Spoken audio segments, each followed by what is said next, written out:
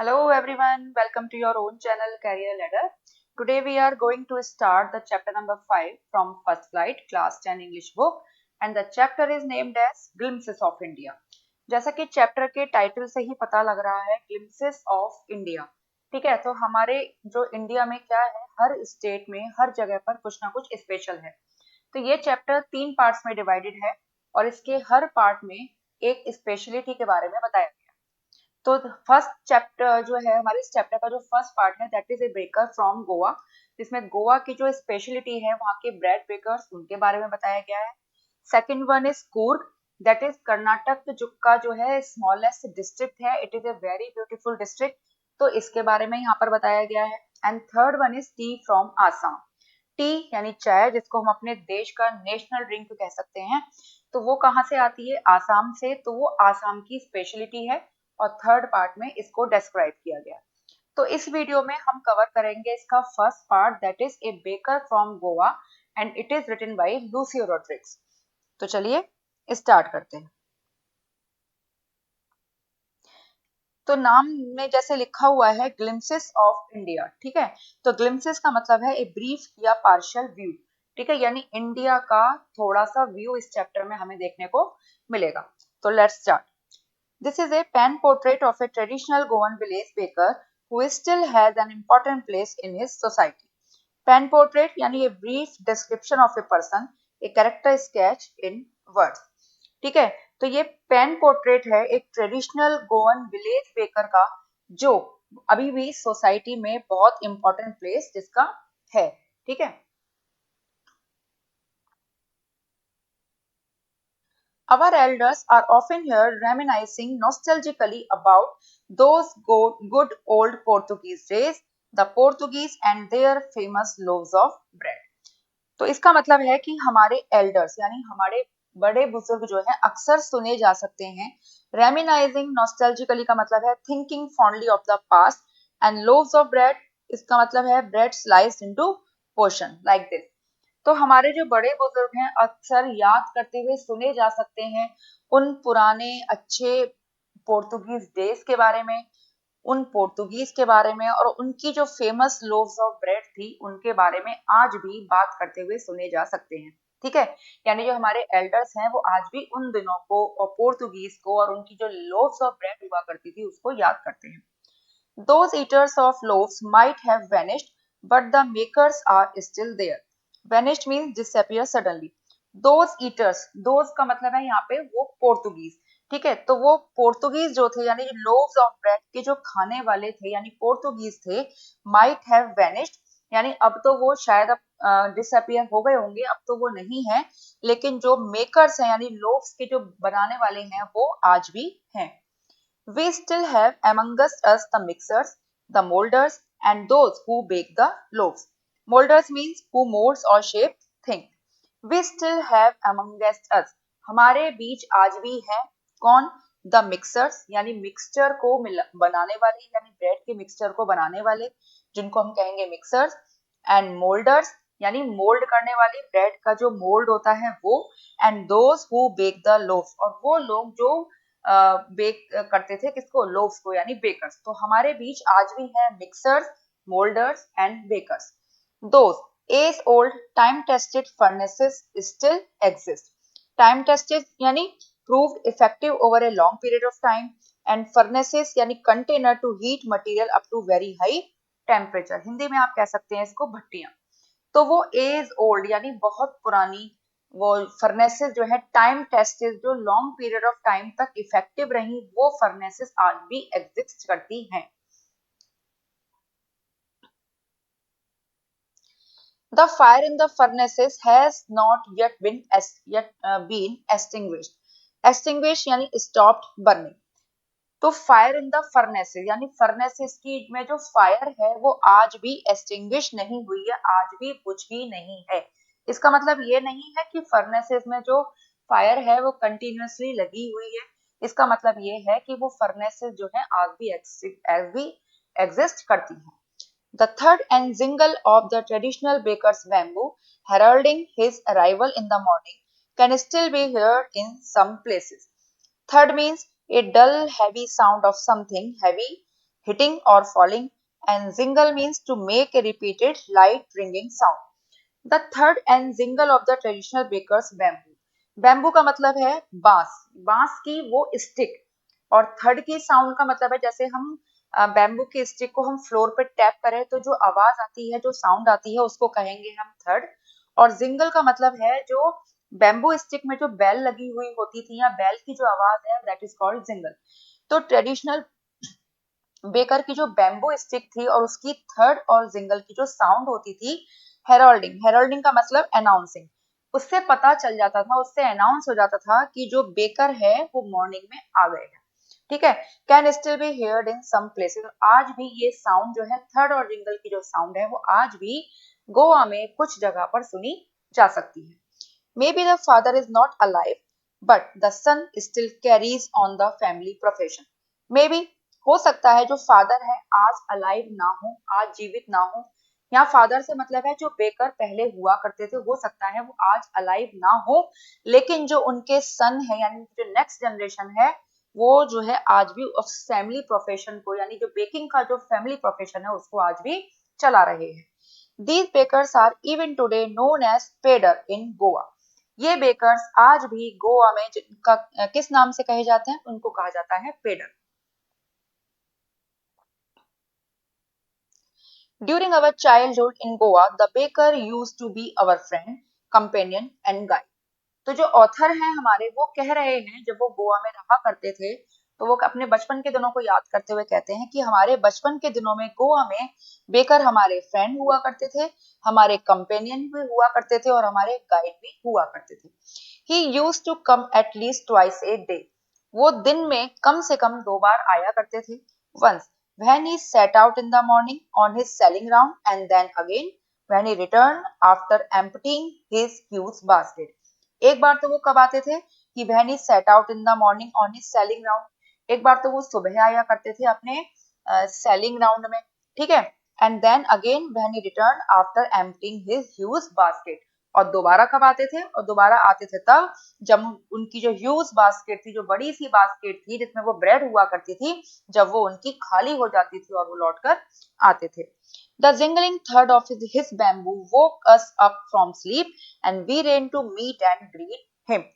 जब उनके बैम्बू की जो जिंगलिंग थर्ड, जिसका हमने पीछे बताया जिंगलिंग एंड थर्ड जो साउंड है, वो हमें जगा दिया करती थी हमारी नींद से जब वो सुबह आया करते थे, और हम उनसे मिलने और उनको ग्रीट करने के लिए, उनको वेलकम करने के लिए हम दौड़ पड़ते थे। Why was it so? ऐसा क्यों होता था? Was it for the love of the loaf? क्या ये इस वजह से होता था क्योंकि हमें ब्रेड के लोफ पसंद थे? Not at all, बिल्कुल नहीं। The loaves were bought by some Paskin or Pastin, the maid servant of the house। ये loaves तो खरीद लिए जाते थे जो घर की जो मेड सर्वेंट हुआ करती थी उनके द्वारा, जिनके नाम तो या तो पेस्किन थे या बेस्टिन थे। तो जो ऑथर है वो कह रहे हैं जब वो बच्चे थे, तो वो जो है जब बैम्बू स्टिक की आवाज होती थी तो वो दौड़ पड़ते थे उस बेकर से मिलने के लिए, लेकिन वो ऐसा नहीं था कि उनको लोफ ऑफ ब्रेड से बहुत ज्यादा प्यार था इसलिए दौड़ पड़ते थे। वो लोव्स तो खरीद लेती थी हाउस की जो मेड सर्वेंट होती थी, जिनके नाम थे पेस्किन या बेस्टिन। What we longed for were those bread bangles which we chose carefully. Long for का means having a strong wish or desire, and bread bangles like this, bread in the shape of a bangle। What we longed for, तो author कह रहे हैं कि हमारी इच्छा किस चीज की थी, हम किस लिए दौड़ पड़ते थे सुबह सुबह बेकर के पास, वो इसलिए दौड़ पड़ते थे क्योंकि ब्रेड बेंगल की वजह से, क्योंकि हमें ब्रेड बेंगल की स्ट्रॉन्ग विश थी हमारे लिए, स्ट्रॉन्ग, हमें ब्रेड बेंगल्स बहुत अच्छी लगती थी, विच वी चोज केयरफुली, जिनको हम बहुत केयरफुली चूज किया करते थे। Sometimes it was sweet bread of special make, कभी कभी ये स्पेशल तरीके की बनी हुई स्वीट ब्रेड होती थी। The baker made his musical entry on the scene with the zang zang sound of his specially made bamboo stem। तो बेकर की जो म्यूजिकल एंट्री हुआ करती थी सुबह सुबह, वो क्यों होती थी, म्यूजिकल एंट्री क्यों कहा गया है, क्योंकि उनका जो स्पेशली मेड जो बैम्बू स्टेप था, जो बैम्बू की जो स्टिक थी उसकी साउंड होती थी, जिसकी आवाज होती थी झंग झंग, यानी ठीक, यानी वो जिंगलिंग साउंड को कहा गया जब उनकी झंग झंग आवाज हुआ करती थी बैम्बू स्टेप की, तो बेकर की एंट्री को कहा गया है musical entry. One hand supported the basket on his head and the other banged the bamboo on the ground. Banged यानी to make a sudden good or enjoyable loud noises. तो baker का जो एक हाथ तो कहाँ होता था, उनके सिर पर जो बास्केट रखी होती थी उसको सपोर्ट करता था, और दूसरा वाला जो हाथ था वो बैम्बू को ग्राउंड पर टैप किया करता था. He would greet the lady of the house with good morning and then place his basket on the vertical bamboo. तो वो क्या करते थे, जो घर की जो लेडी हुआ करती थी उनको तो गुड मॉर्निंग से ग्रीट किया करते थे और फिर अपनी बास्केट को उस वर्टिकल बैम्बू स्टिक पर रख दिया करते थे. We kids would be pushed aside with a mild rebuke and the loaves would be delivered to the servant. Rebuke यानी an expression of disapproval and a scolding यानी डांट. ठीक है, जैसे डांट देते हैं बच्चों को उस तरीके से. We kids could be pushed aside. हम बच्चों को एक तरफ कर दिया करते थे. With a mild rebuke, हल्की सी डांट लगाकर. ठीक है, उनको हल्का सा डांट कर, और loaves जो है डिलीवर कर दिया करते थे सर्वेंट को. But we would not give up. लेकिन हम हार मानते नहीं थे. We would climb a bench or the parapet and peep into the basket somehow. Parapet यानी a low protective wall along the edge of the roof or balcony like this, and peep यानी to secretly look at something for a short time. तो हम बच्चे क्या करते थे, हम bench पर चढ़ जाते थे या पैरापेट पर चढ़ जाया करते थे और किसी भी तरीके से बास्केट में झांकने की कोशिश करते थे. ठीक है, पैरापेट का मतलब है वो बाउंड्री जो रूफ के चारों तरफ बना दी जाती है उसको कहते हैं पैरापेट. तो वो कहते हैं ऑथर कि हमें जो है साइड में कर दिया जाता था. ठीक है, तो हम जो है क्या करते थे, किसी भी तरह से बेंच पर चढ़कर या पैरापेट पे चढ़ के हम बास्केट में झांका करते थे. I can still recall the typical fragrance of those loaves. Recall यानी to bring back to mind and fragrance यानी scent. तो ऑथर कहते हैं कि मुझे आज भी उन लोव्स की जो टिपिकल फ्रेग्रेंस थी वो आज भी याद है. Loaves for the elders and the bangles for the children. तो बड़ों के लिए तो क्या हुआ करते थे, लोव्स, और बच्चों के लिए हुआ करती थी bread bangles. Then we did not even care to brush our teeth or wash our mouths properly. तब उस समय हम ये भी केयर नहीं करते थे कि हमें अपने टीथ भी ब्रश करने हैं या अपने माउथ भी वॉश करने हैं properly. And why should we, और हमें ऐसा क्यों करना चाहिए. who would take the trouble of plucking the mango leaf for the toothbrush. Plucking यानी removing something from its place. अब भला टूथब्रश करने के लिए मैंगो लीफ को तोड़ने की परेशानी कौन लेगा. ठीक है, यानी इतना कष्ट कौन करेगा कि टूथब्रश करने के लिए मैंगो लीफ को तोड़ा जाए. And why was it necessary at all, और ये सब जरूरी भी क्यों है. ठीक है, the tiger never brushed his teeth. अब टाइगर ने तो कभी अपने टीथ ब्रश नहीं किए.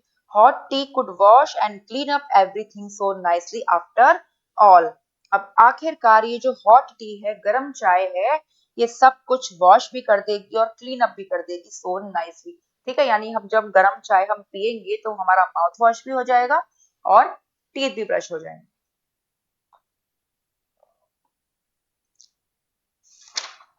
Marriage gifts are meaningless without the sweet bread known as the bowl, just as a party or a feast loses its charm without bread.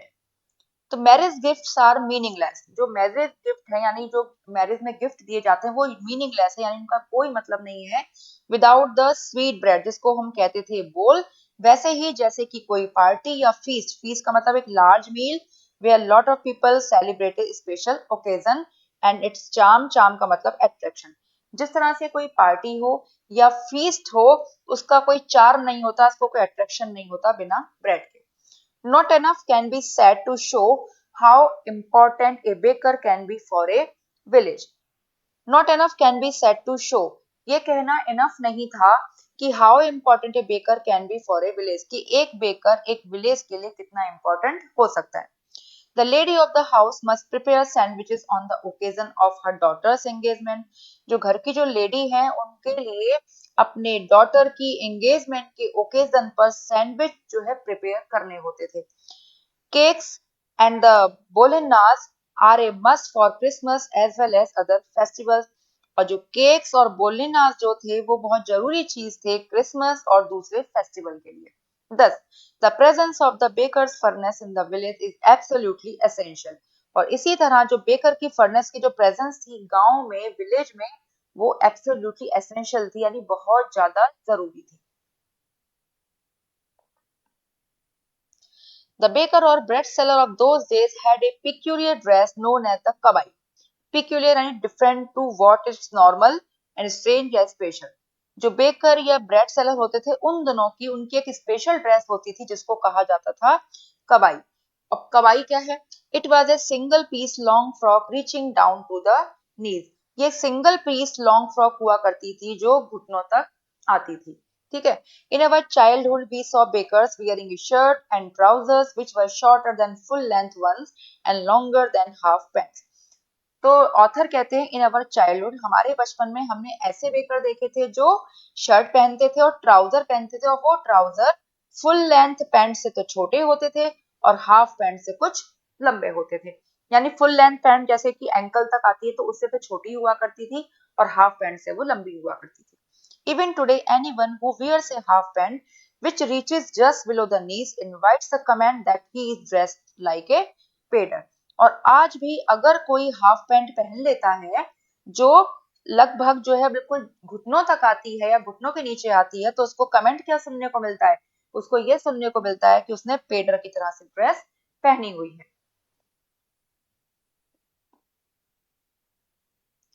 The baker usually collected his bills at the end of the month. और baker usually क्या करते थे? अपने bills को month के and पर ही collect किया करते थे, यानी पूरे महीने का जो हिसाब है वो महीने के एंड पर करते थे। Monthly accounts used to be recorded on some wall in pencil. और जो पूरे महीने का जो हिसाब होता था वो पेंसिल से किसी दीवार पर लिख लिया जाता था। Baking was Indeed A profitable profession in the old days. और जो ब्रेड बेकिंग का जो प्रोफेशन था वो ओल्ड डेज में प्रॉफिटेबल प्रोफेशन माना जाता था। The baker and his family never starved. और जो बेकर है और उनकी जो फैमिली थी कभी भी भूखे नहीं रहते थे, क्योंकि ये प्रॉफिटेबल प्रोफेशन था तो उनकी इनकम इससे अच्छी होती थी। He, his family and his servants always looked happy and prosper. Baker, baker की फैमिली और उन्हीं के सर्वेंट जो हमेशा हैप्पी दिखाई दिया करते थे और प्रॉस्पेरस हुआ करते थे। Their plump physique was an open testimony to this. Plump physics यानी pleasantly fat body, jackfruit-like appearance, and open testimony यानी public statement about a character or quality. उनकी plump physique यानी जो उनकी खाते पीती जो फिजिक लगती थी उनकी, यानी फैट बॉडी दिखाई देती थी, वो ओपन टेस्टिमनी थी, यानी पब्लिक स्टेटमेंट की तरह दिखते थे, क्योंकि जो उनके भरे हुए शरीर थे इस चीज का, वो क्या कहते थे, आप कह सकते हैं प्रूफ थे, इस बात का प्रूफ थे कि वो जो बेकर हैं वो हैप्पी हैं और प्रॉस्पेरस है, क्योंकि जो कमजोर फिजिक के नहीं हुआ करते थे उनकी फिजिक को यहाँ कहा गया है plum. Even today, any person with a jackfruit-like physical appearance is easily compared to a baker. और आज भी अगर किसी पर्सन की जैकफ्रूट यानी कटहल के फल जैसी फिजिकल अपीयरेंस अगर दिखाई देती है तो उसको कंपेयर कर दिया जाता है बेकर के साथ। यानी इस पैराग्राफ में ये बताया गया है कि जो बेकर है, जो बेकिंग का प्रोफेशन है वो प्रॉफिटेबल माना जाता था पुराने दिनों में। तो बेकर और उनकी फैमिली जो है कभी भूखी नहीं रहती थी, हमेशा हैप्पी और प्रॉस्पेरस नजर आती थी। तो इस वजह से जो उनकी फिजिक थी वो प्लम्प हुआ करती थी, लाइक जैकफ्रूट। तो वो कह रहे हैं कि आज भी अगर कोई पर्सन जिसकी जैकफ्रूट लाइक या फिजिकल अपीयरेंस दिखाई देती है, आप कह सकते हैं प्लम्प फिजिक दिखाई देती है, तो उसको बेकर से कंपेयर कर दिया जाता है। ठीक है, तो आई थिंक आपको ये एक्सप्लेनेशन समझ में आ गई होगी अच्छी तरह से। तो don't forget to like, share and subscribe the channel, और मिलते हैं आपसे नेक्स्ट वीडियो में। तो जब तक के लिए बाय बाय।